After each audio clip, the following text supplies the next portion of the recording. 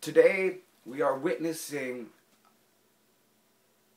a change sweeping over America and across the world. This Occupy movement has turned into the beginning of a revolution that will sweep the globe, city by city, person by person. But today we are witnessing police abuse their power and take away citizens' rights to assemble and protest peacefully, expressing their grievances on the problems affecting our society. Nowhere in our Constitution does it tell us that we are allowed to assemble from 8 in the morning until 10 p.m., that we would have to leave an encampment in the middle of the night just so a mayor can act like a dictator and kick all of the protesters out. We are allowed to assemble 24 hours a day, 7 days a week, until we achieve our goals. And if we do not have our goals and we're trying to come together, assemble to achieve those ideas and to those goals, we should be given that right. Where is Obama? Where is Hillary Clinton? For months and months you have condemned the revolutions going on throughout the Middle East, saying that the regime has to listen to the legitimate aspirations of its own people. Well, what about the legitimate aspirations of your own people? Instead of waving the finger at Syria, instead of waving the finger at Yemen, instead of waving the finger at the whole Middle East, why don't you look at yourselves and see what's happening in America today?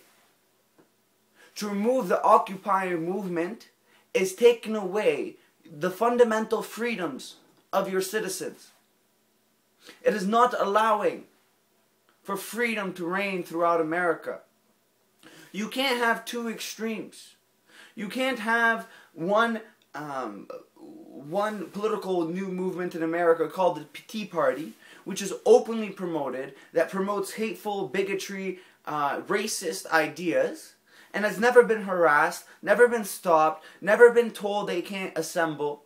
Yet then you have a peaceful Occupy movement that's about the injustice sweeping the world, that's about all the problems facing our generation and our families' generations' lives today.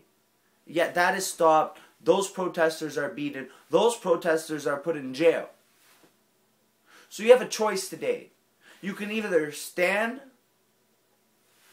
with hope, with freedom, with love, with peace, or you can stand with despair, hate, war, and greed.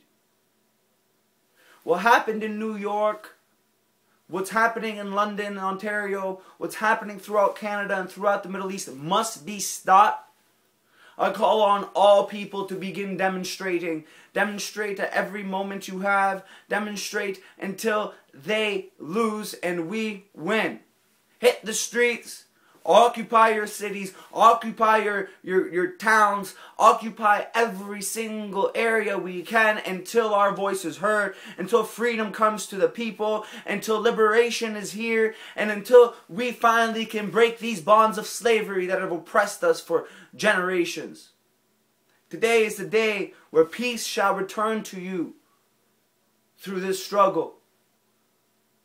So let us join together to create a revolution based on love and peace rather than the hate and oppression and greed of the very few that have taken away our future.